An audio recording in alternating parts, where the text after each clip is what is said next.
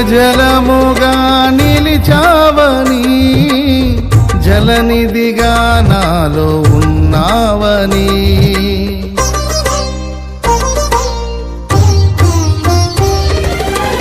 జనులకు దీవెనగా మార్చావని, జగతిలో సాక్షిగా ఉంచావని, ఉత్సాహగానమునే పాడనా, ఉత్సాహగానమునే పాడనా, ఏదైనా నీ కొరకు చేసేందుకు ఇచ్చితివి బలమైన నీ శక్తిని, ఏదైనా నీ కొరకు చేసేందుకు ఇచ్చితివి బలమైన నీ శక్తిని.